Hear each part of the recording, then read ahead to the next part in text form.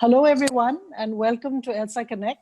ELSA, for those of you who may not know or be aware, is the Lady Shri Ram College alumni.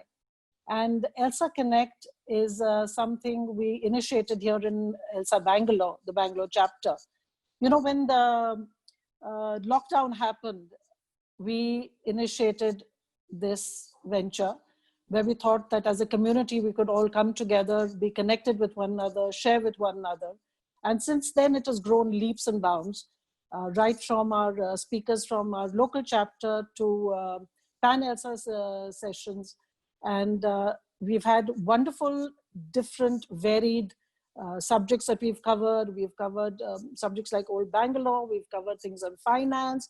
We've covered also COVID times and the reinventing oneself during this time, on poetry and multiple breaking barriers and design solutions. So there have been many sessions on this. And today it gives me great pleasure actually to invite our first non-ELSA speaker, guest, Dr. Sunita Maheshwari, who has been connected with our ELSA Bangalore chapter because she's also our election officer for the upcoming elections that we are having. Sunita and I go back a very long way, so it is in fact, indeed, I'm really privileged that she's here with us today. I will now invite Shafige Lal to take on from here and introduce our speaker for today. Thank you. Thank you for that introduction, Vandana. And it's a pleasure to welcome Dr. Sunita here, as you said. She's an important part of ELSA now, and I guess she's realized that. So Dr. Sunita Maheshwari, who holds the delightful title of Chief Dreamer, has trained and worked in both India and the US. She graduated from Osmania, Hyderabad, and worked in the All India Institute of Medical Sciences before moving to the US, where she did her specialty training in pediatric cardiology at Yale. She has won awards for both her teaching and her clinical work. But 20 years ago, she and her husband, a radiologist, returned to India. That's when she got involved, immediately almost, with both ends of the spectrum of medical care: specialty cardiology at Narayan Hridayalaya, as well as setting up a network of neighborhood, all under one roof medical clinics. In addition, Dr. Sunita co-founded Teleradiology Solutions, which gave her a segue into telemedicine. So with this unique perspective and ringside view of the amazing changes in the healthcare landscape over the years, Dr. Sunita, please share with us your journey and what makes this combination of primary care, specialty medicine, and cutting-edge technology your passion. Over to you. Thank you very much, Shafigi. It's a pleasure being here. It turned out I know a lot of ELSAians, is that what you're all called? But a lot of old friends. I was saying Vinny Didi and I go back such a long way that even when she's 90 and I'm 85, I'm going to be calling her Vinny Didi. But it's a pleasure to be here. And, Shafigi and I had talked about how to structure this. And I thought I would use kind of my story. I'm essentially a doctor, decided to be a doc when I was in 7th grade, and always wanted to work in India. And I had this vision I wanted to be a village doc. I went to med school in Hyderabad and then went to All India Institute. And then I had some personal issues in my personal life, which made me have to move to the US. And so I landed up in America, not at all being a village doc. And everyone used to make fun of me saying, you went from wanting to be a village doc to becoming a doc in like Big Apple, in the village of the Big Apple. And so I think I always had that desire to come back and do something in India. And so when I met Arjun, I had a prenup that, when we're done with training, we're going to move back to India. And so we moved back in 99. So it's been 20 years now. Yes, so in a long circuitous way through telemedicine, I've become a village doc today. So I think what I will do, I put together some slides for you so that it's a little more alive with pictures. So I'll take you to my PPT. I hope you all can see that. And then we shall get moving. So in 99, when we moved back to India, interestingly, Arjun, who's my husband and a radiologist, could not get a job in Bangalore. So they just weren't enough hospitals, not enough. Everyone told him he was overqualified. And I got a job at Narayana, so I was running the pediatric cardiology program. But he was really at home for 3 years. And that's how this journey of entrepreneurship began, where we landed up setting up a teleradiology company. So essentially, you know, if you have a patient getting a scan somewhere, a CT scan or an MRI, the images get transferred over the internet, and that is teleradiology. So an unemployed Yale graduate in Bangalore, and at the time he was still working for Yale. So actually the project began with Yale as a pilot and then morphed into a company. And so very unintentionally, I would call us accidental entrepreneurs of the new India. We landed up setting up this teleradiology company, reporting scans for American hospitals, their night shift, which was our day shift.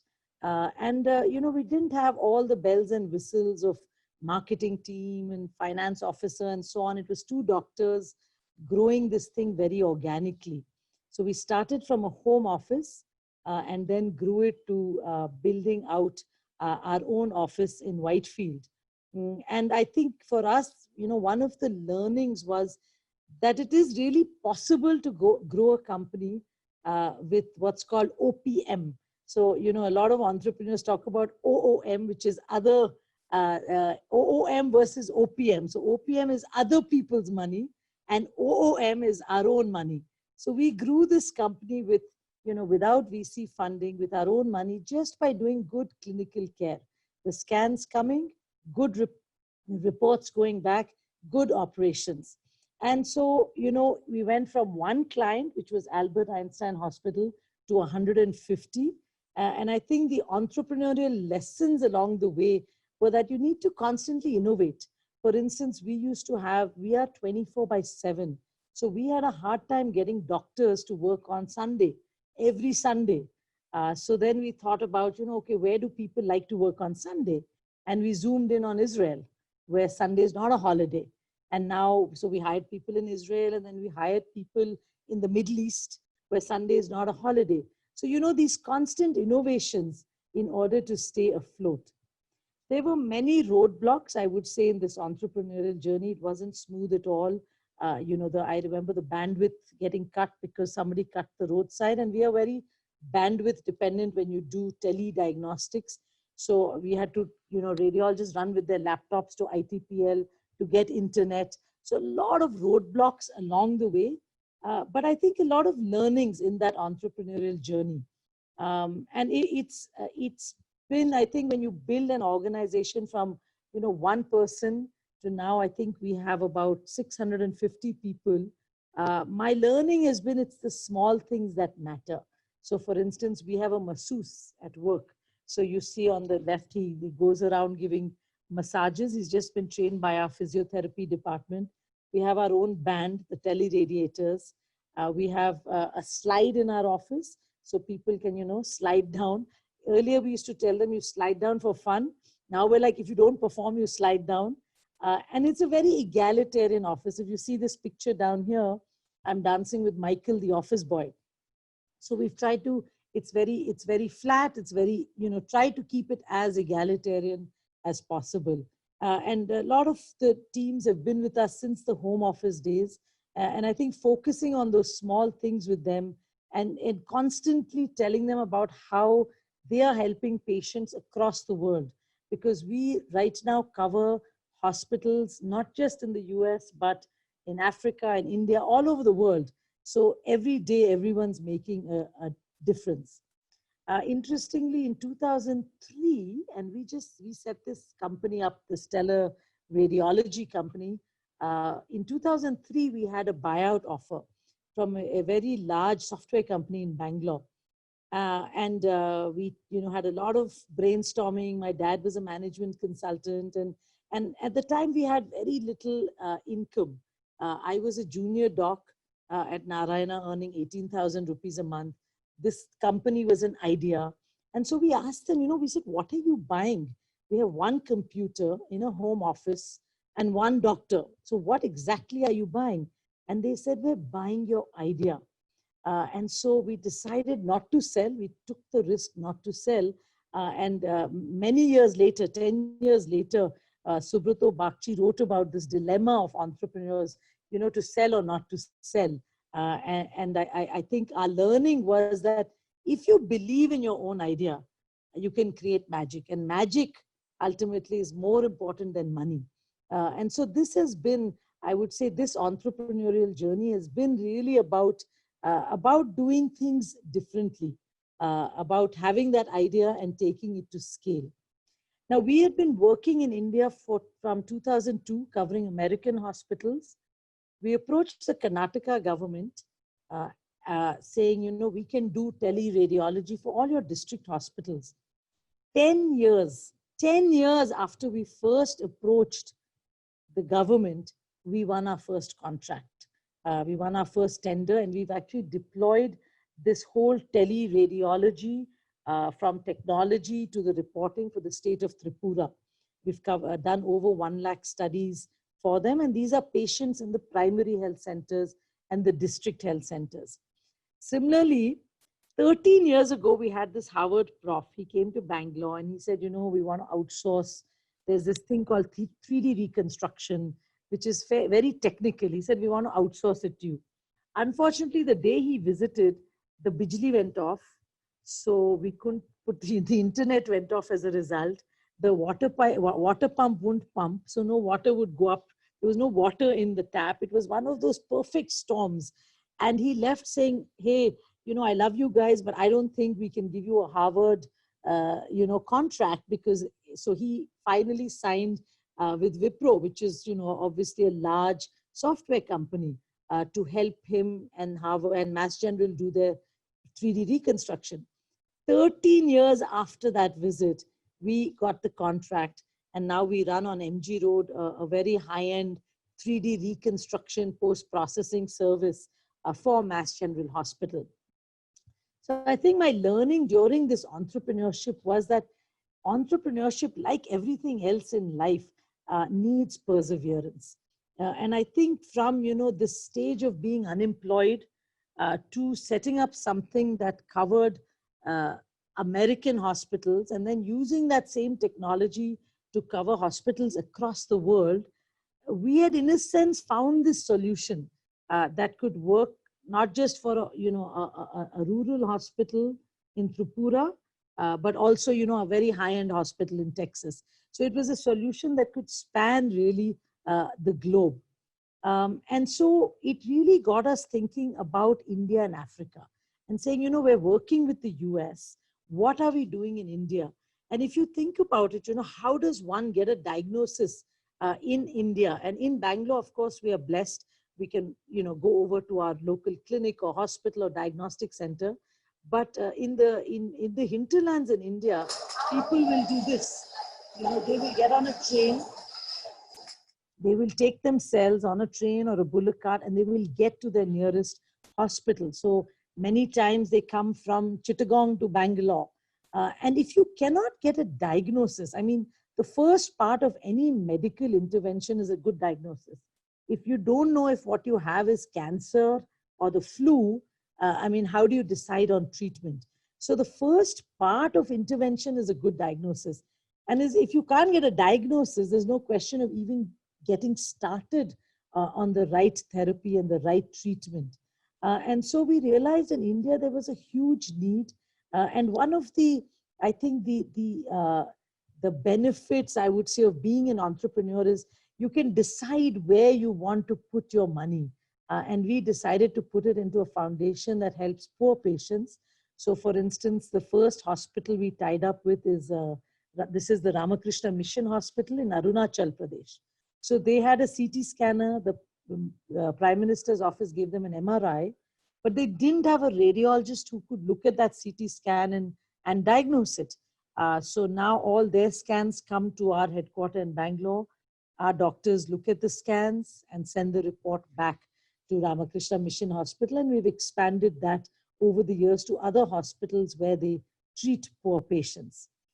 So I think, you know, when you, this part of my journey, at least this entrepreneurial part was linked to teleradiology, which was very much linked to diagnosis, X-rays, you know, CTs, MRIs coming, our doctors looking at it, giving an opinion back.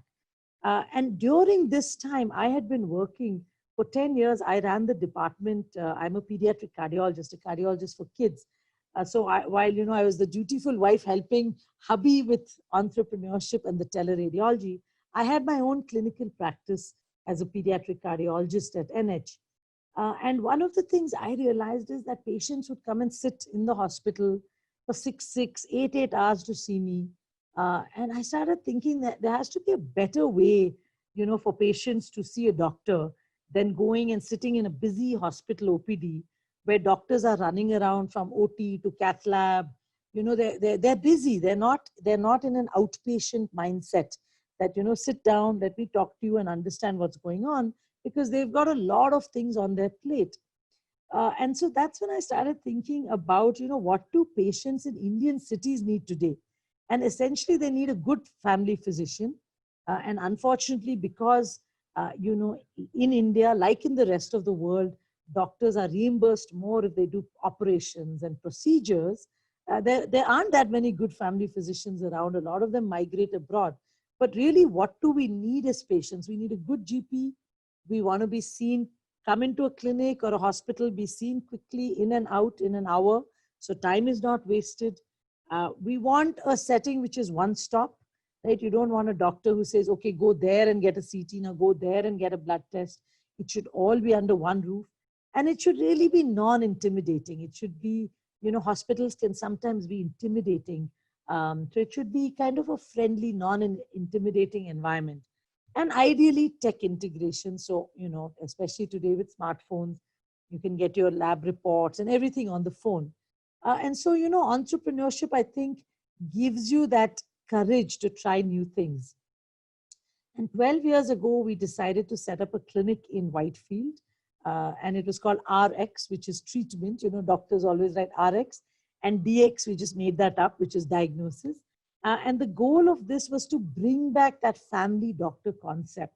And, you know, it's very difficult to run clinics in India because they're not viable. They're not sustainable. You know, if you think about it, a doctor charges 400 or 500 rupees, a clinic charges, and 80% of that goes to the doctor. So a clinic gets 20% of that consultation. So on 500 rupees, 100 rupees in which to run front desk and electricity and lab techs and nurses and, you know, the whole thing. And that's why in India, most people either go for high-end hospitals where you do procedures, but really to do clinics is quite difficult in our country. So anyway, because teleradiology was doing okay, we said, okay, let's set up a clinic. And so this was a family, it's RX takes as a family doc-driven clinic. The GPs at the center of the care, they decide what happens next. And I think my learning was that, you know, when you find a need in life, try and fill it. So this was, even though I'm a super specialist, I'm not a general physician.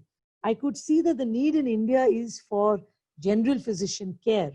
Me as a super specialist, I'm at the much smaller 0.1% of, you know, people would need someone like me. And so that's how RxDX was born. And again, you know, I talked about patience, and this is, you know, something I try and tell my kids and the next gen, that you have to be willing to ride out things for a long time. And really, this is a lesson for all of us for life. So we ran one clinic in Whitefield for 10 years. And, you know, I know the VCPE guys, they want you to move fast and scale fast, but we just felt we wanted to run it, understand, you know, what it takes to run primary care in this country. And whatever little profits we had, we kept reinvesting into the clinic. into, some value additions for the community. We started a little kids clinic. If this is a picture from our kids clinic, you can see there's a door within a door. So there's little doors in there for the kids. So most kids, when they come, they don't want to leave. So we created this model of primary care plus. So we kept adding on. We added on mammography. We kept adding on value adds. So it was a one-stop shop. And then in 2015, we decided, okay, it's time to expand. We've done this for 10 years. And so since then, we've been growing. We have clinics in Kadagudi, Belandur. 2 years ago, we started our first one in Malleshwaram. That was in partnership with Dr. Vijita Dravid. She's a doc. Rahul's wife is a doc. So it was great because, she understands clinics. And she had been a doc at our clinic. And I had never done anything in partnership with anyone. So it was the first time to partner with another doctor and set up a clinic. So there we run a sports clinic. And we really started, kind of expanding what RxDX does. And my learning was, and in all this expansion, we again stuck to our core, didn't take venture capital or private equity funding. We reinvested our own profits. And my learning was that, if you do what you love and you do it well, and you focus on doing it well for many years, the money will follow. And so we aimed to be sustainable. We reinvested our profits of those clinics and into other clinics and into what we believed in. Meantime, this, as you know, was happening to Bangalore. Nobody could even get to these clinics that we were setting up. And so we again said, okay, how can we take medical care to the patients?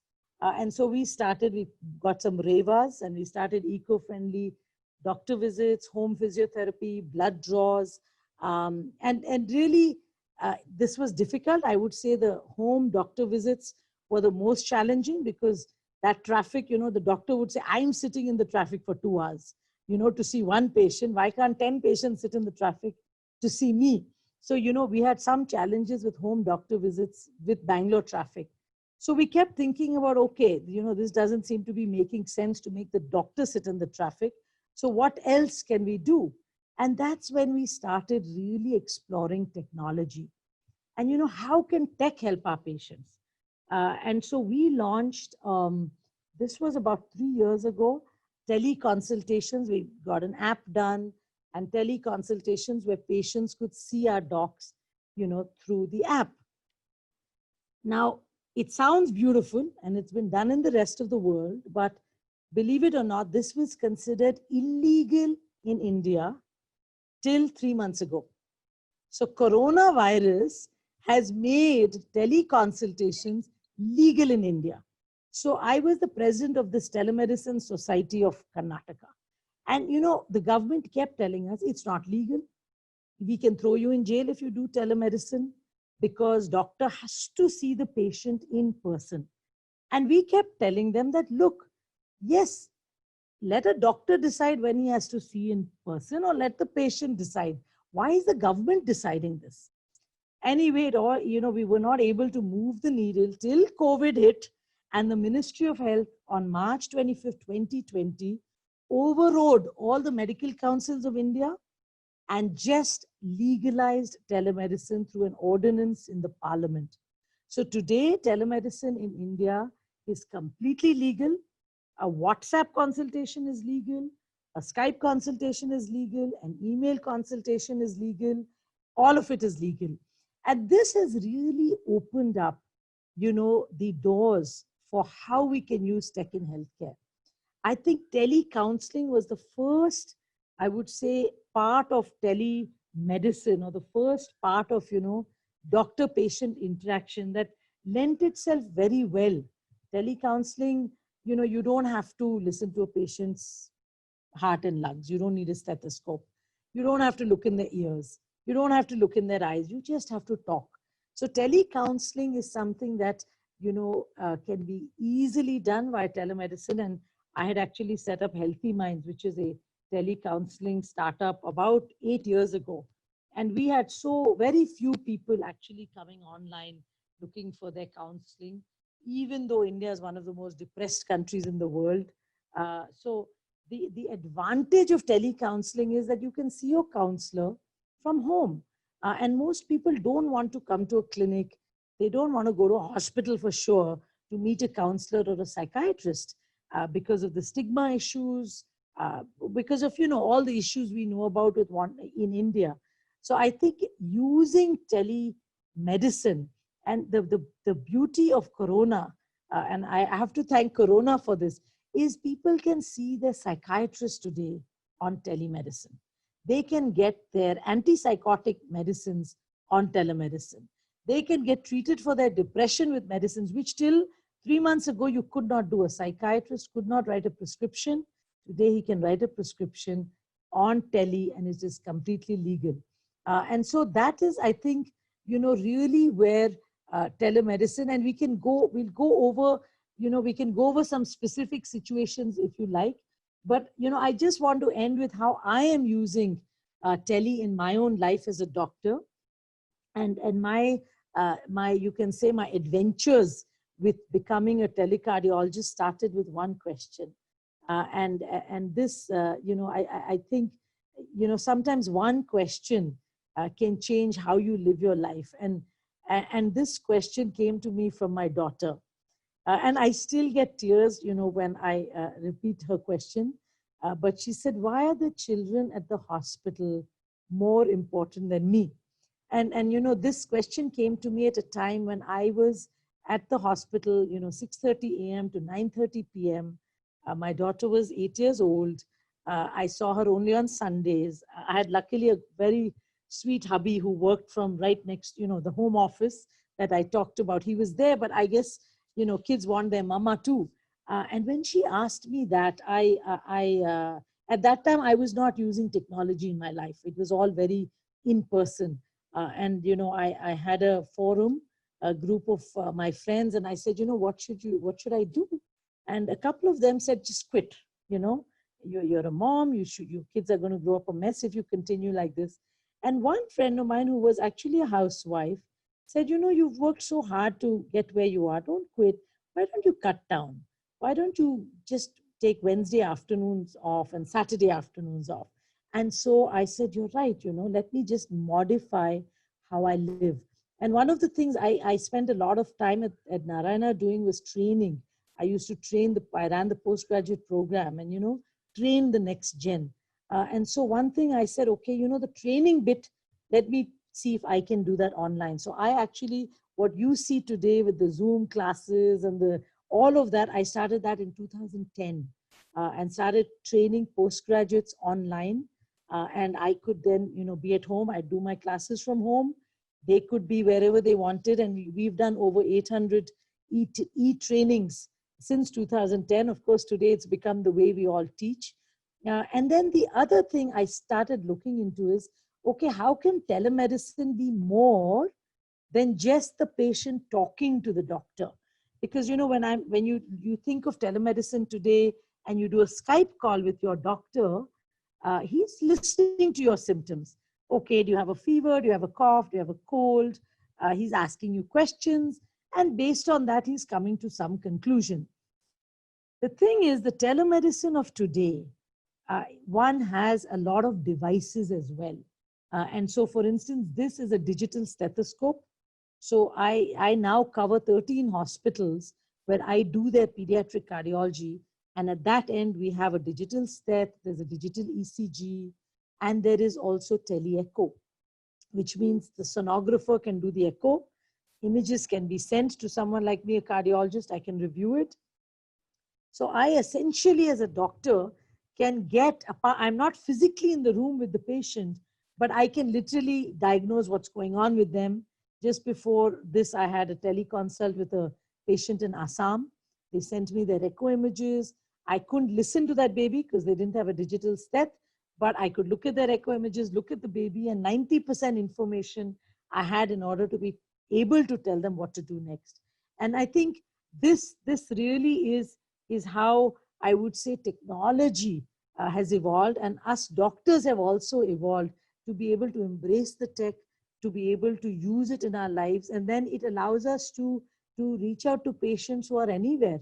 So my passion, as I told you at the beginning, was really to be a village doc. And with telemedicine now, we've set up 2 e-Arogya centers. We've just setting up another 8 e-Arogya centers this quarter, which are rural clinics where our docs are then seeing the patients via tele. So in a long convoluted way, I who decided I love the city too much and I'm a city doc, I cannot go live in a village, but in a long convoluted way, I landed up, becoming a village doc in some sense. And so I think this whole, you can say, story with telemedicine, telecardiology, it really allowed me balance, and it allowed me also to be a tennis mom to a professional, ATP player, so I can be on the court side as well as doing WhatsApp consults today. So, I shall end with that. I think with this whole little story of, starting entrepreneurship to adventures in telemedicine. And I think I can end with that and take any questions there are on how, on anything. If you want it to be about COVID, I'm okay with that too. Thank you, Sunita. I think you could probably stop sharing your screen now. Yeah.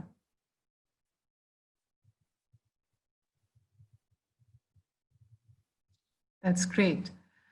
Right. So the very first thing that I'd like to ask you to also weigh in on telemedicine.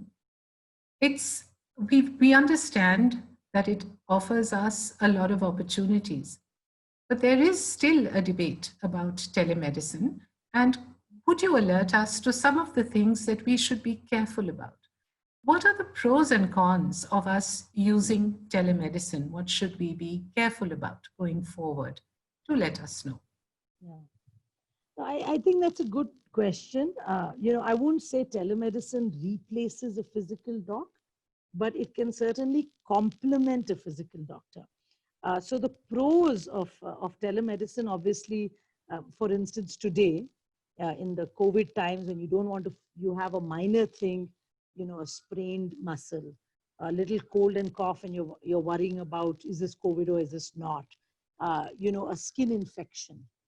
You want to see a dermatologist. You don't want to go, obviously, to a hospital or a clinic and risk being in touch with someone who may have COVID, for instance.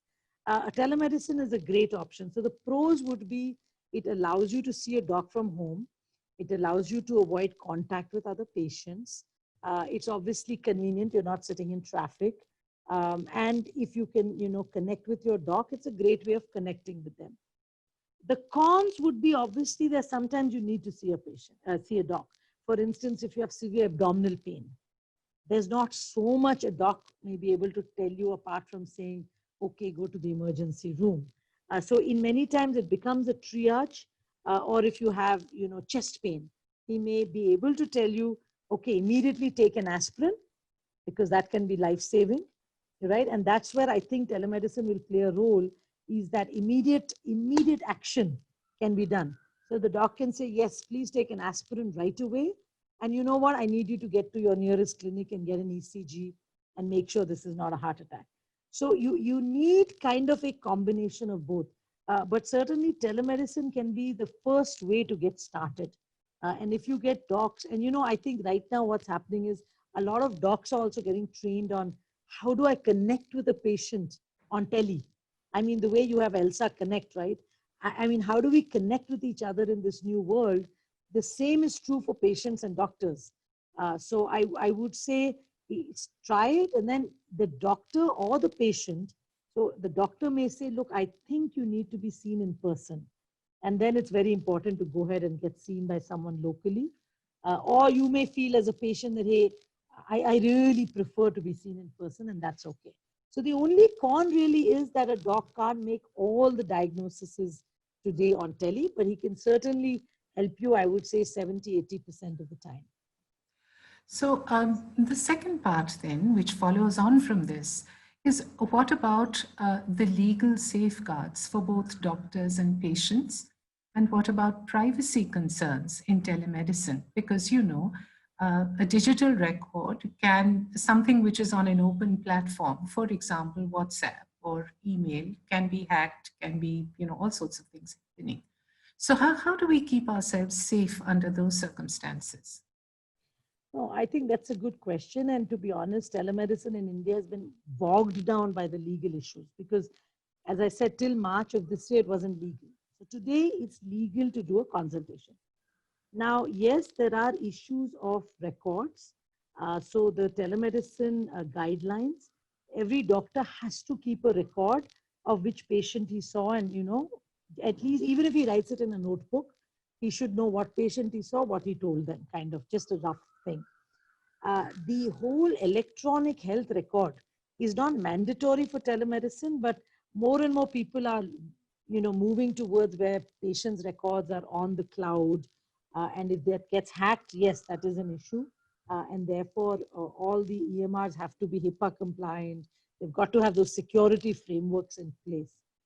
In terms of privacy, this is an issue. But it's the same kind of thing as in a clinic. If you see in a clinic in India, one patient will come and there'll be 3 people with that patient.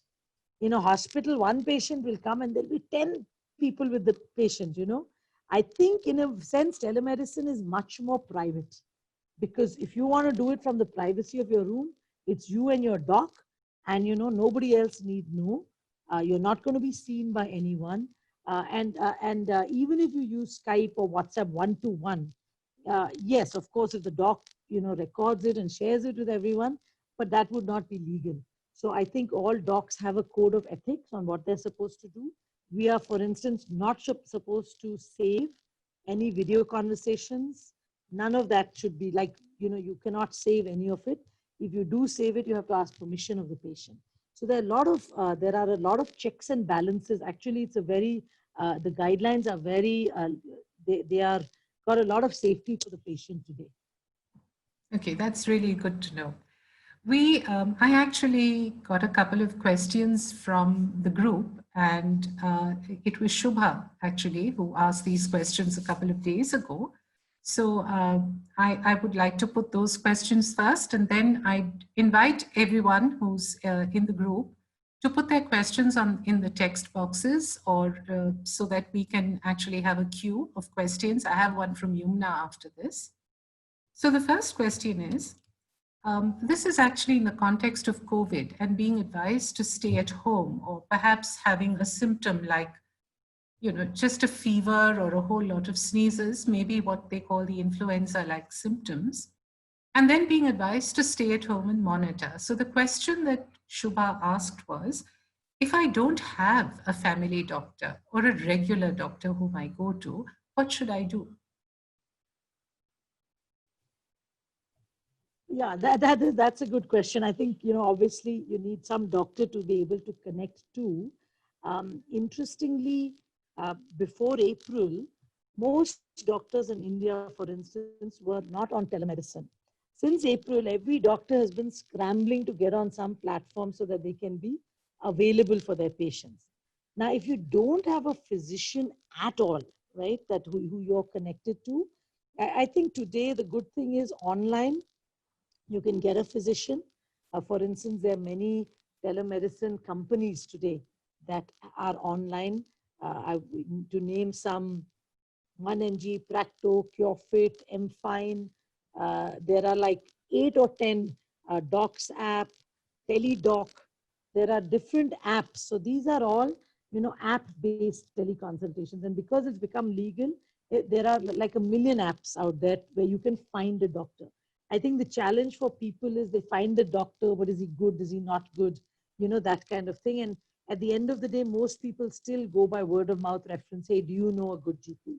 So for this group, I can say just WhatsApp me and I'll give you a good GP's name, because it's good to have a little bit of a reference of someone. For instance, in our clinics for COVID, what we realized is it's dengue season, and every fever is not corona, and every runny nose is not corona, and every cough is not corona. And right now there's so much corona, everyone thinks it's all corona. So we've just at RxTX, we've been advising patients, if you have any symptoms, you just call our call center. They'll fix you up with a teleconsultation with a physician. They will tell you what to monitor. And then if they think you need the COVID test, then you can come and get the COVID test. If not, You can just stay at home. They'll tell you what to do, what medicines to take, you know, vitamin C, vitamin D, zinc, paracetamol, should you be on chloroquine or not, all of that. And then if you need the COVID test, that's the time then you come into the hospital. Or if you, for instance, need a dengue test, or, you know, need your CBC or any, you know, diagnostics done.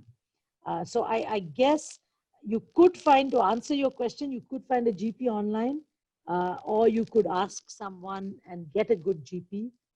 And, you know, hopefully most clinics and hospitals today are getting their physicians to also be available online, so that you don't have to go into a hospital or clinic to see someone. And So we'll have to do that, yeah. could you run us through a very short, perhaps something that's like a checklist? Supposing I'm not feeling too good, I'm going in for a teleconsultation. How should I prepare myself? What information should I keep handy so that I can make the best use of this teleconsult? Yeah, I think that's a good question. And, you know, it's sort of similar to what you would do if you went to a clinic, which is one, you know, get your old medical records out so that you have them handy, and you're not like, okay, Dr. Saab, 1 minute main dhoond rahi hu. So, you know, to keep your file with you. Two, because you're doing it from home, if you can have things like your obviously your symptoms, you know, but if you can have your latest weight available, if you have a thermometer, if you can have your latest temperature available, if you've already, and a lot of people are doing this, especially with COVID, they've picked up the, you know, the pulse oximeter is now available for about 2,000 rupees. You can have a pulse oximeter at home. So if you have your oxygen saturation, if you have any of that data, a temperature, an oxygen saturation, a pulse rate available, and your weight, because they'll need that for your medications, and your current medication list. Ideally, if you can be in a quiet room. I've done some teleconsultations that baby is screaming, you know, it's like, I'm like, you know, and I can't even tell them, can you mute yourself? So ideally, if they can be in a quiet room with like a headphone, good lighting so the doctor can see, that helps a lot. And a Wi-Fi that works. If the Wi-Fi keeps going off and then the doctor is saying, acha, log on again, you know, so you get that one shot, you know. So if you have all that, then it's a very effective. So what I have started doing is, if I have a teleconsult, and a lot of them seem to want it on WhatsApp. So we route it through our call center. One, because there's obviously a payment issue. Two, because the call center will then schedule the doctor's time. And then beforehand, I say, you have a teleconsult, please send me all your reports, your weight, if you have your, you know, temperature, if you have your saturation. And because I do kids, I ask them to send me a little video of the kids breathing and the chest. So I'm also done my warm-up, mental preparation before I get on. So then it's a very quick, effective telemedicine. Thanks. We have a question from Yumna. Yumna, are you there? Yumna? I am sorry, I just got off the phone. Hi. That's fine. Would you like to ask your question? Yeah, actually, it's more, you know, this dilemma of what do I do? Because this child, I have a 4.5-year-old, and, you know, he's had some bite he's had for 6 months, and various pediatricians have put him on different antibiotics, and it hasn't gone away. And now it's turned into 100 other things. You know, there are 4 different rashes. So I had my own dermatologist is not available, as she's not doing telemedicine. I'm not going to Malya. So dad's dermatologist, you know, private clinic, etc. And I was about to take him yesterday. My mom called me and said, "Are you crazy? Don't take him out. Do a telemedicine appointment." So I called them up. They very sweetly said, yes, you can, you know, pay here, etc. But when I went to pay, there was this big disclaimer that said, this is not as good as coming in to see us, and please come in to see us if you can. And I'm kind of like, now, you know, should I take him anyway? Like, you know, is this going to be like a waste of another week? So, I mean, I don't know. It's kind of like, do I do both? Do I pay, you know, and do an online consult, and then if it doesn't go away in a week, I go and see him? Like, who knows if this COVID thing gets better in a week? I'm convinced it's getting worse. So. Yeah, I think right now, to be honest, if you can avoid actually going to a hospital, you're better off. Not that, I mean, just to clarify, you know, what is considered contact with a COVID patient, the definition of contact is if you are within 6 meters, 6 feet, 1 meter, within 6 feet of a patient who is known or unknown COVID, but later turns out to be COVID, for more than 15 minutes with either of the parties not wearing a mask. So, if you just pass a COVID patient, you're not going to pick up COVID. If you're in a park and there's someone with COVID, so, there's a lot of panic around it. Having said that, in a hospital, you may be in a waiting room for 3 hours and maybe the other guy is not wearing his mask, right? And maybe your mask drops a bit. So it may become contact. So that's why it's probably avoidable. But in general, if you have a good tight fitting mask and, you can be in and out and see your doctor quickly, the chances of you picking up COVID at a hospital are quite low. Having said that, I think with all the fear, especially something like skin, telederm is fabulous because you can really, in fact, there are a lot of now, obviously you don't have it at home, but there are these dermoscopes which will magnify the skin lesion. So like for instance, in our e-Arogya clinics, when we do our dermatologist looks at the patient there, the nurse uses the dermoscope to magnify the skin lesion. So you actually get a nice, better look at it than you do, in person. Right now, of course, most of the dermatologists will just be doing it on Skype and, kind of you showing it. So it's important to make sure they have a good high definition camera, and so do you, especially if you're doing a dermatology consult. So I would say for now, do the derm consult, wait 2-3 weeks till things settle, till everyone knows how to handle this phase, and then you can venture out. Thank you. Smriti, are you there? Smriti? Hi, I'm here. Right. Hi. Your question. Yes. So first of all, thanks a lot for sharing this, and it's very timely for me personally because I just started on an entrepreneurial journey myself. Smriti, could we have your camera on too, please? Yeah, actually, I'm not in a position to show my face today, so okay, all right. or my dress. So I'm really sorry about this. Next time for sure, Shafiq. So what I wanted to ask you is how you stuck with it for about 10 years. And then after the 10th year, you actually reached a second level in that entrepreneurial journey. There are times when, it could have been very much possible that in the 10th year, you felt, hey, I've done this for too long. I have other pressures. Let me do something else. And your life would have taken a completely different turn. And we wouldn't have had the fabulous RxDX and everything, right? So how did you know to keep going? And how did you know that, you got to stick on this path and not just go back to your practice? Yeah, that's a good question. And, hindsight is, of course, in hindsight, you can look, I can say, oh, I stuck it out. There were many times there were doubts. In fact, setting up something which enables India, 10, 15 years ago, bandwidth was so bad. We used to get harassed by everyone. It's not easy, building it. There were times I was like, okay, let's just go to Singapore and do this. So I won't say that there were no periods of self-doubt. Certainly were many. And even, when you run, even now, when you, like, for instance, April, nobody wanted to come to the clinic, right? And we had to take a decision because we have about 200 nurses and techs and, ambulance drivers, and nobody's coming to the clinic. We had zero income in April. So everyone was saying, okay, we have to cut salaries. And I was like, you know what?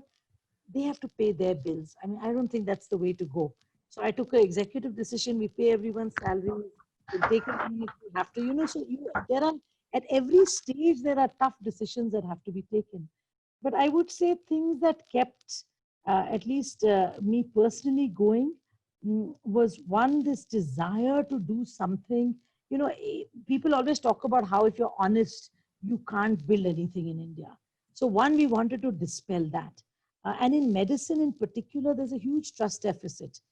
There's this thing of, everyone's always out to cheat the patient, which is not really true. I think a lot of docs are doing their best every day, day in and day out. So we're like, how do we dispel that?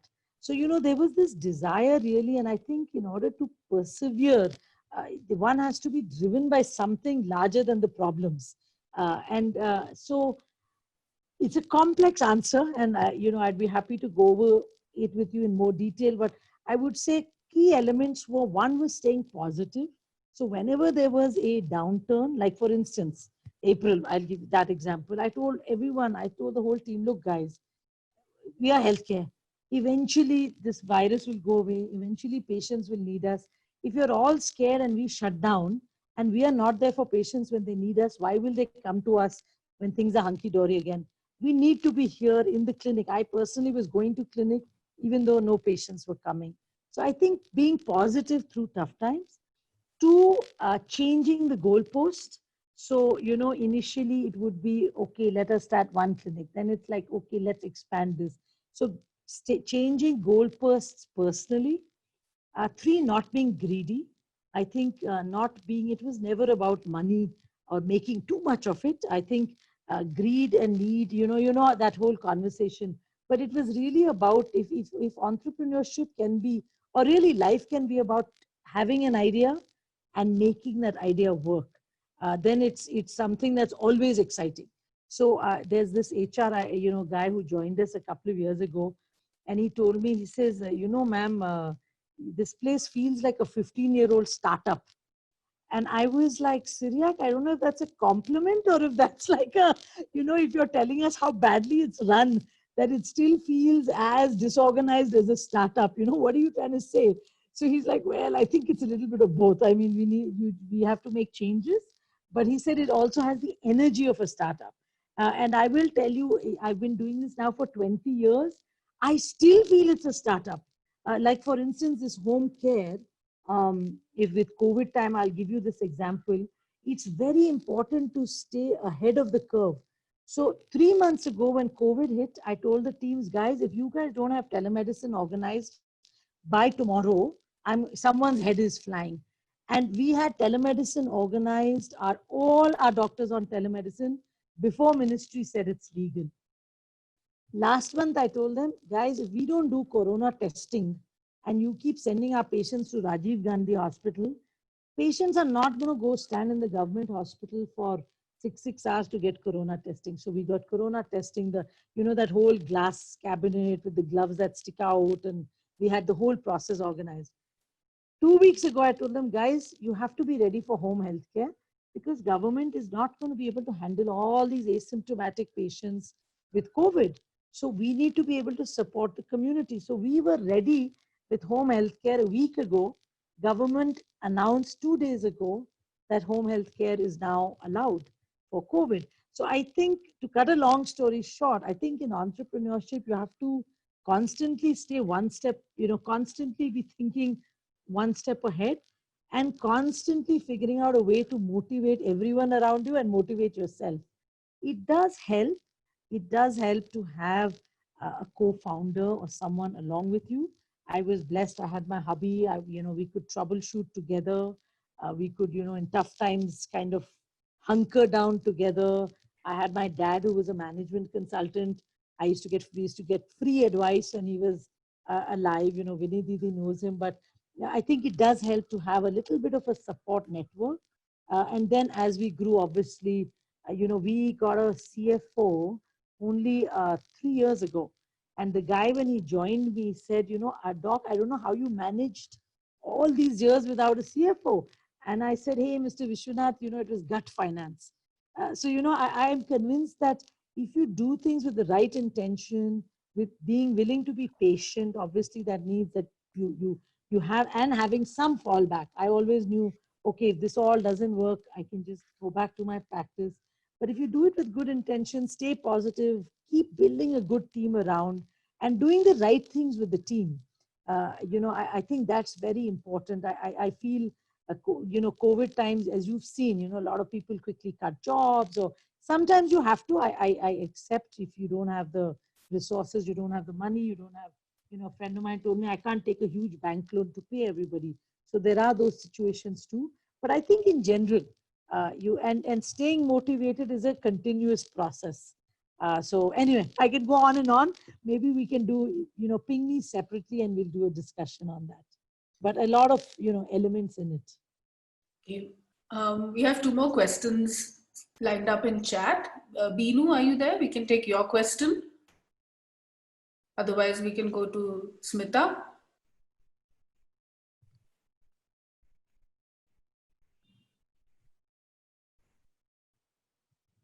Okay. There is one more question from Shubha. Binu? Really. Should be able to unmute yourself.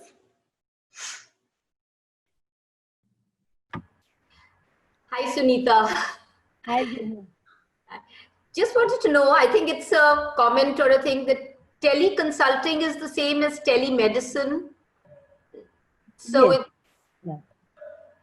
so when you, Telemedicine is kind of this, like it's like this big, it kind of telemedicine encompasses everything.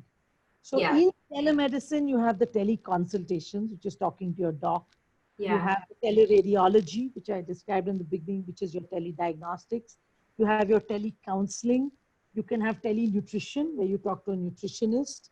So under telemedicine, and then in the teleconsultation, you can have just the talking to the doc, or you can have the teleconsultation with, digital stethoscope, digital otoscope, a lot of devices. So yes, teleconsultation is a key part of telemedicine.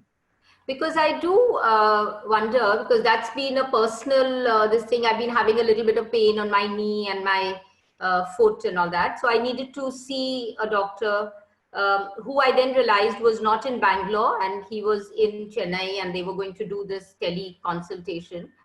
Eventually that didn't happen. I don't know what was the reason. I wasn't able to get why that didn't happen. But nevertheless, he told the physiotherapist and he did a good checkup. And then he was in turn, I think, talking to the doctor. So I didn't know how is he going to say anything by just looking at my face. No, I think that it's important the doc sees you first, takes the history. See, a lot can be told by history. Like, how long has the pain been there? Where exactly is it? Does it come more at night or in the daytime? You get stiffness along with it. Have you checked your vitamin D levels? I mean, there's a lot a doctor can figure out by history. Then if there's nothing to see on the toe, he may just say, is it swollen? Is it red? You could even just take a picture of it and send it to him. But if there's nothing, let's say it's not physically anything to see, then he may not need to see. And then once he gives you an assessment, maybe puts you on vitamin D and calcium and stuff, then the physiotherapist, he can give him instructions to do some stuff via tele. So our physiotherapists, interestingly, are doing telephysio as well, which is, stretch out like this, ask someone to pull you behind, do it like this, have someone pull you behind, that kind of instruction. But some of it you need in person. Like if you have a torn shoulder, you're going to need to see your ortho and get an MR before embarking on physio. So not all things can be via tele. But certainly I would say a good history. If a doctor spends time asking you the right questions, at least if he asks you 10 to 15 questions, he's been fairly thorough. If he just says you had pain and then that's it, then he hasn't really dug deep. So you need a doc who's going to dig a little deep, ask you 15, 20 questions. And through that, you can really get a lot of information. Okay. I think I'll go in for that. Yes. See him. Thank you. Smita? Yeah, thank you. You have a question. Yes, yes, thank you. Hi, Sunita. So it was fascinating to hear your story. And of course, both doctor as well as entrepreneur, that was really brilliant. I'm founder of an NGO called Sampark, and we work in rural areas as well as in urban slums. And once we were approached by this company called HealthCon, and they were doing, long distance medicine. And we found that this was really, really expensive for poor people, as well as really difficult for us to manage as an NGO. Otherwise, we would have loved to do it because, primary health centers don't really do the job they're supposed to do. And when I saw your slide about Tripura, and I'm just thinking, is that scalable? Is that something that could still be, you're sitting in Narayan Hridayalaya, you know what scale up is about. Could that be something you could scale up and actually with your entrepreneurial spirit this could go, to really huge numbers. You bring up a good point, because all the technology in India has been very expensive for telemedicine. So we actually ran for Cisco, we ran a telemedicine for 22 primary health centers using their telemedicine technology. And then they wanted 10 crore from the government. Government wasn't going to pay. The whole project went kaput. So I used to keep telling them that you've got to make the technology cheap. Yes. It cannot be that the technology is more expensive than the doctor. The bichara doctor is getting 20,000 rupees a month, and your technology is costing 1 lakh a month. There's a mismatch. We have to spend, if we're going to spend, let's spend on paying a good doc. Yeah. So the good thing with today's telemedicine is, because WhatsApp and Skype and all are legal now, the cost of technology is basically very minimum. Now, when you talk about the PHCs and all, of course, one can put a kit, a telemedicine kit there, which has the digital stethoscope, a little electronic medical record. But even that is fairly now inexpensive. Like, for instance, the digital stethoscope is built by a group out of IIT Chennai, and it costs 10,000 rupees. So the technology costs have dropped. So one can set up a full-fledged, even if you want like a full-fledged digital stethoscope, EMR, and all of that can be set up today it's much, much cheaper, a couple of $100 to set it up. And then you can what we're trying to do, like what I said, the e-Arogya centers, you use scale, exactly that. Because each center may only need a doctor for, say, 5 patients a day or 7 patients a day. So if you have one doctor, he can really be looking at, 6, 7 primary health centers, versus a doctor who's sitting there waiting, checking his WhatsApp as he's waiting for the next patient to come. And that's where technology is going to allow scale. So right now, for instance, we have just done for 2 months now with Apollo Tires. They have a project for all their truck drivers, because the truck drivers are on the road. So, how can you get them healthcare? So we've now set up telemedicine. So for all their truck drivers, along the way, if they need anything, they can be linked into this telemedicine network. And that's the beauty of it. I think it's definitely, now with the ministry making it legal, it's time for NGOs to relook at, deploying this at every site, and not expensive anymore to do. So we can connect offline on that as well. So I will be in touch with you about this later. Right. So I think we have enough time for possibly at the most one more question. There is a question from Shubha, which I thought I'd bring up and towards the end of the program. She expressed her concern that she's reading a lot of news reports about asymptomatic people passing away, dying. And she was, it became confusing because, with all these precautions for COVID, at the same time, you get this information out in the public domain. So Dr. Sunita, could you just, make that a little clearer so we can understand what's going on? And the next question that I'd seen was from Yumna, who actually was hoping you'd be able to give her a recommendation for a good dermatologist. So that's there. And if there are any more after that, doctor, I'll just let you know. But I think we're nearly sure. Done here. Okay. Yeah, I think for the derm, I can maybe inbox you separately. I can send you a message on that for the dermatologist. For the COVID, I guess the thing is, and if you have time, please go to my LinkedIn page. I posted a panel discussion I was on with an infectious disease doc from New York, Dr. Murjani, and he was excellent. And he actually talked about how in the last 1 month, they have had 0 mortality in New York, whereas the first 2-3 months, obviously, patients were just dying.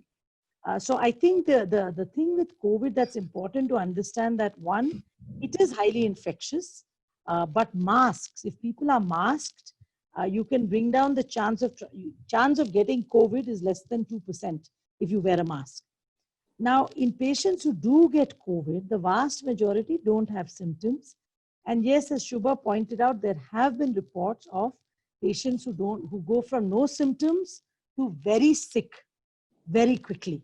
And that does happen. And that's the importance of monitoring. So generally, while that can happen, it's not something that generally happens over 10 or 15 minutes.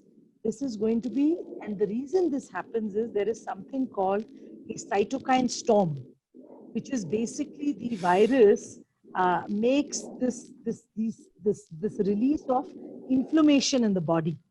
And that leads to sudden, patients becoming very sick. The good news is that we docs, the medical community today, we know how to treat the cytokine storm. So there is therapy, which is Toxilumab. It's available in Bangalore, which cuts down that inflammation. Steroids, which you've been reading about in the paper, cuts down that inflammation. And then the second thing that we have learned about the virus is all this lung issue. People were talking about, the lung and the ventilators and needing ventilators. A lot of that was related to clots in the lung. And therefore, now the treatment protocols include what are called anticoagulants, with blood thinners. And with that, the need for ventilators is actually dropped. It's minimal. So the whole brouhaha about ventilators is really now over. We have this four-pronged strategy for treatment. So I think, yes, while there are reports of someone who didn't have symptoms, who deteriorated and died, that frankly happens even with like a silent heart attack. I mean, you have patients who in the middle of the night die. But that's not the norm with COVID. The norm is that you'll remain asymptomatic, 90%. Some percent will have mild symptoms. Only a few percentage get very sick. And that's why what now is recommended is if you're going to be home with COVID, put the pulse oxy. If the saturations go to less than 94%, that is when you need to be thinking about a hospital. And the hospitals have, and I have looked at all the protocols of the large hospitals, and now everyone knows what to do. Anticoagulation, steroids, what are called anti-JAK antibodies, which is this anti-cytokine. So the therapy is out there. Mortality is very low. Mortality is 2 to 3% in India, but now with treatment, it's even lower, if you get the right treatment, obviously. So I think, it's important we cut the fear a bit. Just on a parting note, I hope you all are taking there are recommendations for some amount of protection against corona. So vitamin C, 500 milligrams a day, vitamin D, 2000 units a day, and zinc. Zinc has been shown to be protective. So if you can pick up an A to Z tablet and take that every day. And of course, if you can add your amla, chawanprash, haldi with milk at night, and drink hot water 3-4 times a day, because corona stays in the throat. So just, a lot of hot water, hot liquids you at least have your immunity up, even if you get it. And please mask. If you mask, even if you get it, the viral inoculum load is much lower. Because ultimately, whether you get very sick from corona or not, a lot depends on how much of the virus one got in the system. So when everyone wears a proper, well-fitting mask, the chance of getting a high dose is very low. So you don't get, even if you get COVID, it should hopefully be a milder form. When nobody's masked, yes, someone coughs or talks loudly, then, you get a huge inoculum of virus. So that's why that masking, keeping that 6 feet distance, taking this vitamin C, D, and zinc, really the chances of picking it up are low. Even if one gets very sick, if you're in that small percentage who get very sick, the hospitals have the treatment today. So I think once, everyone knows that, hopefully the panic around COVID will sort of reduce. And if you look at, for instance, even in Mumbai today, and I was talking to my doctor friends in Mumbai, and they said that hospitals have beds today. Patients are doing home isolation. So yes, you read the one-off case of, someone collapsing here or someone dying at home. But frankly, that happens with MI, that happens with heart attacks, that happens with stuff. But vast majority of COVID, if you keep that pulse oxy on, saturations are okay. And only if the saturation drops or the patient gets breathless, and then you move to the hospital, there is treatment. So, I'm hopeful that this ends fairly soon, or at least we know how to treat, we know what to do if someone gets it today, which we didn't know 2 months ago. So I hope, that answers that.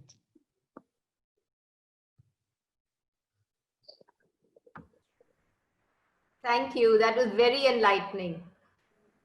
Thank you so much. I'm actually going to jump in with another question. I think Shafiq has just fallen out. Vandana has been wanting to ask a question ठीक for है. a long time. And as time is 5:10, I think, so we can, 5:15. Good.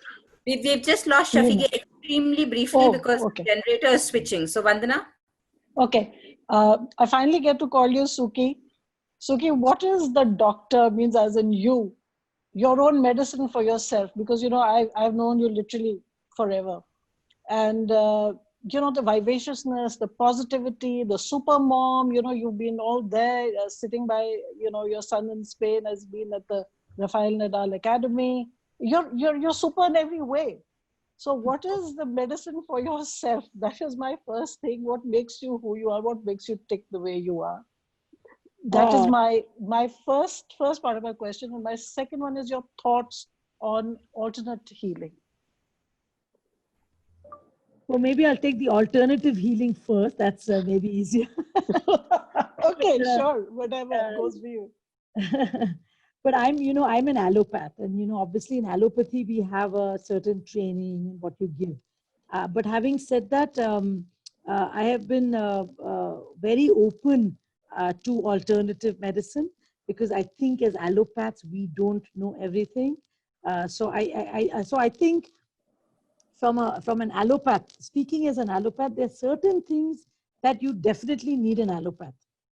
And some of those I would say is where there's a structural lesion. Like for instance, if you have a hole in the heart and it needs surgery, there's no question of allopathy there. If you have a cancer that needs resection, hopefully you get it resected and then go on to alternative. So there are certain things where allopathy is definitely needed. If you have, for instance, tuberculosis, we know that there are these anti-tuberculous medicines and they work. If you have an infection, because I've had some patients who don't believe in antibiotics, and I had one kid who they refused to give antibiotics, and unfortunately the infection ate up the heart valves. So I always say, please, if it's a bacterial infection, it needs antibiotics. And Fleming got the Nobel Prize for penicillin, so let's not reinvent the wheel with antibiotics. So there are certain things where allopathy works. Now there's certainly certain things, for instance, where homeopathy is fantastic. Which coughs and colds, people who get recurrent infections where the immunity is low, a lot of these skin lesions, I think they seem to have a lot of good therapies. And then Ayurveda, I don't know enough about. Having said that, I myself take Septulin, which is a Himalaya drugs for immunity boosting. I'm right now on an Ayurvedic medicine for immunity boosting. So there is Chyawanprash is Amla. So there's a lot of the Ayurvedic massages are fantastic. The Ayurvedic oils, there are oils, for instance, for muscle pain, neck pain. They work very well. I myself use them. So I would say, the one thing that the government has done right now, they have something called Ayush, which they're trying to combine allopathy, Ayurveda, homeopathy all together. And obviously we as allopaths don't understand homeopaths and Ayurveda. So that's why it's been very hard for them to work together. Having said that, at our clinics, for instance, we have homeopaths and they feel very welcome. They in fact keep sending you notes saying, this is the only allopathic clinic where we are treated like equals. And I have referred some kids, like I have kids with lung high pressure, which has not been able to be treated by allopathy. I say, if the homeopaths have something, why not? So I think, if you can find an allopathic doc who's open to homeopathy and vice versa, it's very complementary. In fact, I have been encouraging the homeopaths to do tele, because their thing is all about history. There's not much of physical exam. They go a lot by asking the history, and then with that they give the medicine. So I think, you know, we need to kind of push doctors for this complementary kind of medicine, if that answers that. Also on cancer care, I would say, you know, having personally dealt with a lot of people who've had friends who've had cancer, breast cancer, my cousin had, there is a role for complementary alternative medicine. For instance, the high dose vitamin C, they use ozone therapy, you know, and there's no harm with any of those. It clearly helps with kind of, you know, removing the radicals, the toxic substances. So I think I would say it should be really complementary to allopathy, if that answers that. Wonderful. Yeah. To move to the first Sunita, there's a question from, actually it's come from both Geeta and Yumna. So I'd like to ask Geeta if you can switch on your mic and your camera, you could ask. Oh, Sunita, thank you. That was a lovely talk, very informative and practical. Now, just one first question was Septilin. Is it something that we can take in addition to everything else, what you just mentioned? Yeah, you know, I met the CEO of Himalaya Drugs at the time at a party, and I was talking about Septilin. And he told me, I thought you're an allopath. I said, I know, but I should get stock in your company because I prescribe it so much. But Septilin is a very good immunity booster. However, it should not be continuously taken because it also causes stomach irritation. So if you feel run down, or you feel like you have the sniffles, you feel like you're coming down with a virus, start the Septilin twice a day, take it for a week and stop it. So some people are taking it continuously, but it can irritate your stomach. So I wouldn't suggest taking it continuously forever and ever. And this vitamin D? 1 or 2 at a time? Septilin, first dose is 2, then 1 twice a day for a week, 1 morning and evening. And the dosage for vitamin D is? 2,000 international units a day. Okay, thank you. And zinc was? Zinc it comes as an A to Z tablet. It has 50 mg of zinc. So A to Z, it has all the vitamins in it. So 1 a day. Okay, thank you. Now my question regarding the masks, you know, what material is best? Because we're hearing about cloth masks not being so effective. So which is the sort of mask that's best? So the thing is that in the beginning of the pandemic, everybody was talking about how, you know, don't use the N95s, don't use the surgical masks. And that the reason was there was a shortage. So that's why you saw a lot of promotions saying, you know, keep the surgical masks for the doctors, right? So that was one. So there are guidelines now on the mask usage based on your exposure. So for instance, in our clinics, for the, we are saying the 3-layered surgical mask, you know, which is the blue one, which has 3 layers, or an N95 mask.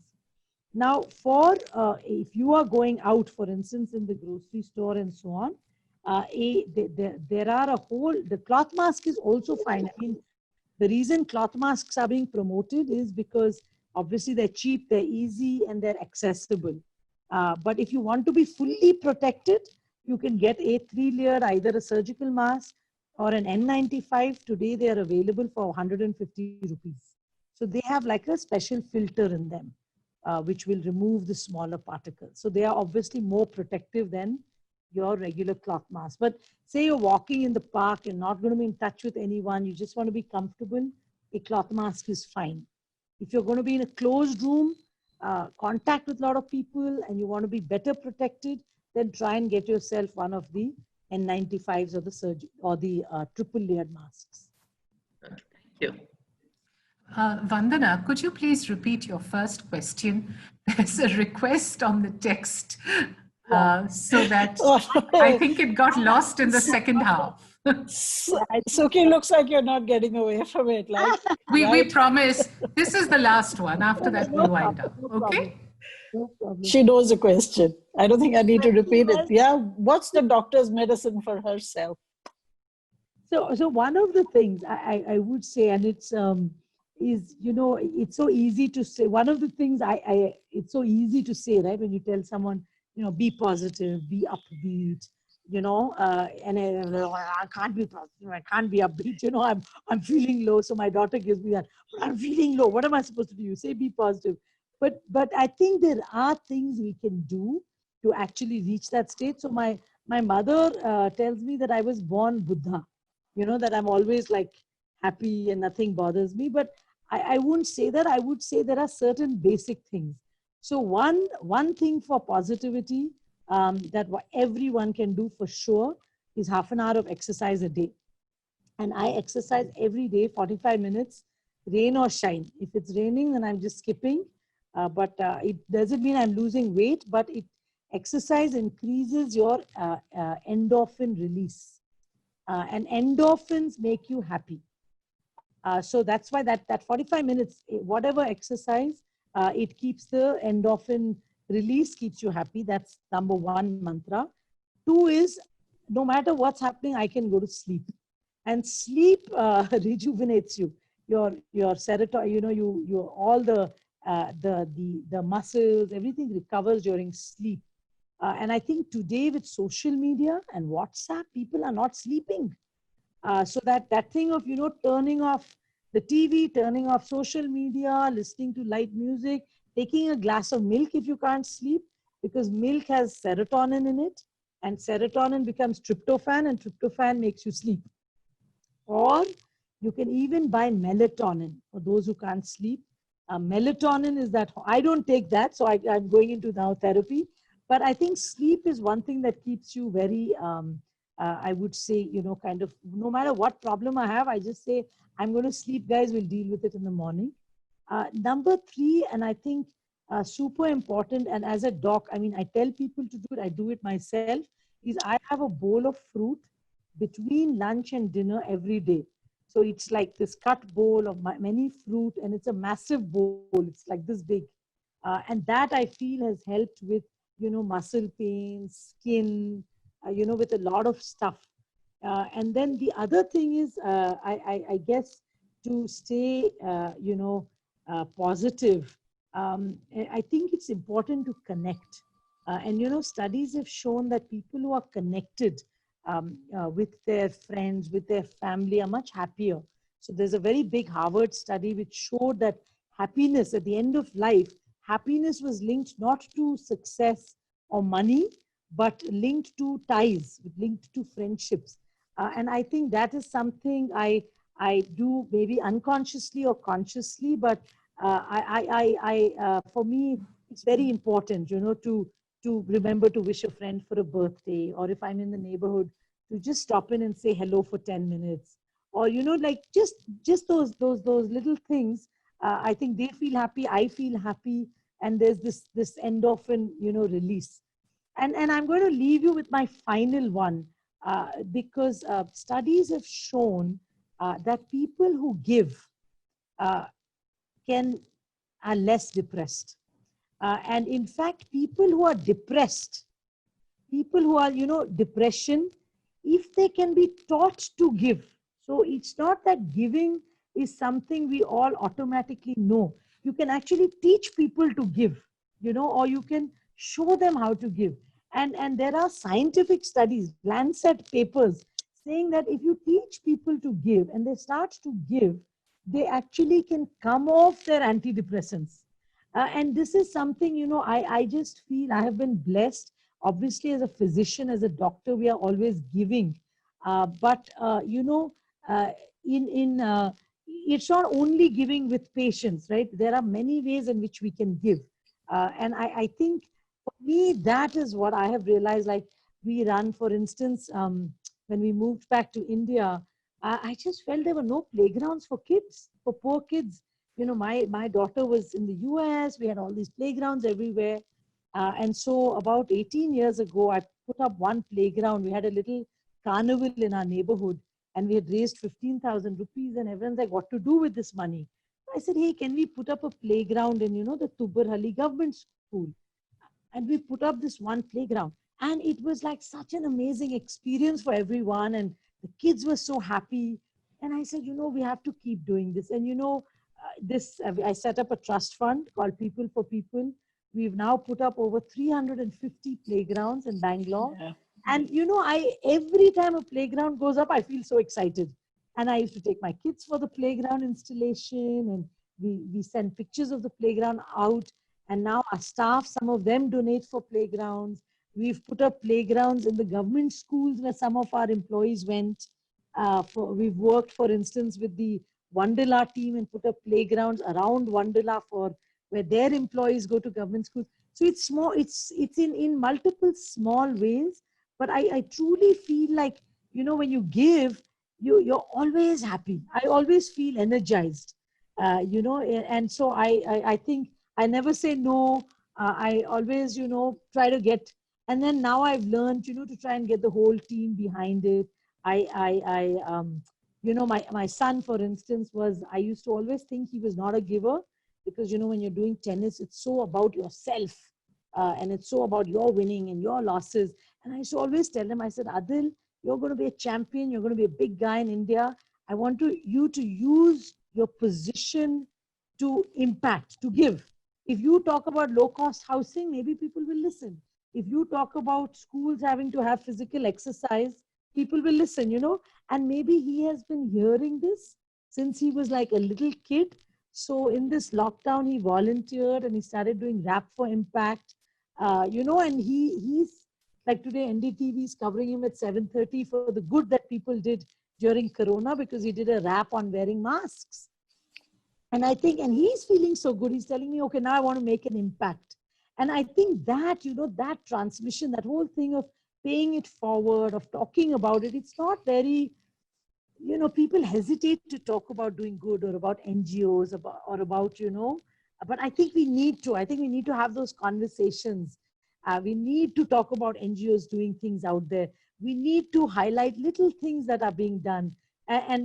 So long story short, I would say that's the number one thing that keeps me going. And that's Beautiful. why I love entrepreneurship, because it's enabled me to tie that up into foundations, but I don't feel one has to be an entrepreneur to do it. I feel like I do this talk for our staff at work. And, I have this mango tree in the back of our house. And when the mango tree was this little, it had given one huge mango. And I said, guys, the mango tree doesn't need to be huge to give a mango. It has started giving when it's that little. So I just feel in every little way that, we can, if we do, and one good deed a day, whether it's saying hello to that security guard, one act of kindness, and we are young forever. Thank you. Oh, there we are. On that note, I want to say, when I asked Suki for the election officer and for this, and she said, anything for you. I said, I think that itself just did it. Thank you so much. Thank you for that beautiful guidance on how. Over to you, Shafiq. Thank you so much. That was a totally inspiring note to end something which was really all about how to stay well in the long run, isn't it? So you've been wonderful, inspiring, and we'll be able to go back to this again and again. And you're probably going to get a whole lot of PMs from all of us when we want some special inputs. And I now need to request Sanjari to come on, because before we end up for today, we need to talk about the next ELSA Connect. Hi, Doctor. I was such a lovely thing. I joined late, but you were sparkling all over the screen. And every thought was a sparkle. So taking the cue from her, as she talked about positive through hard times and personal goals, which we keep changing, right? As we go along life, as we grow. Our next speaker is a face. The first time I saw her was at Grover's vineyard when we went for and she looked very familiar to me, but I didn't know her. And she was way too junior for me to know her. And I realized I'd seen her somewhere. It's Paromita Chatterjee, who's actually been a face. When you see her posters, you'll know. She's been with all the TV, most of them she's been setting up, like CNBC, TV18, CNBC, CNN, IBN, which is now 18, ET. And she talks about her journey. And, it's not easy to be, leading a life like that, which has got crazy schedules and all. But what she's going to talk about is when one door closes, another one opens. Always, life is all about that. Never give up, and she calls it following the cues. So meet us day after. We will be following the cues with Paramita at 4 o'clock. That's all I wanted to say. Thanks. Thank you so much, Sanjay. It's been an absolutely wonderful session. And Dr. Sunita, I think we're going to want you on again, I'm sure. It's 5:30 and it's amazing, and my heart was going up and down. What's happening? Are people looking at the watches? But doctor, it was amazing. And the last bit, I mean, it's been beautiful. Thank you so much. Oh, thank you. Thank you for having me, and what a wonderful group and great energy. Mwah. Thank you. Thanks, Sunita. I'm going to close YouTube now, but I'll keep this on in case there's few more comments, questions. So going to close. Yeah. Thank you. Thank you. Bye-bye.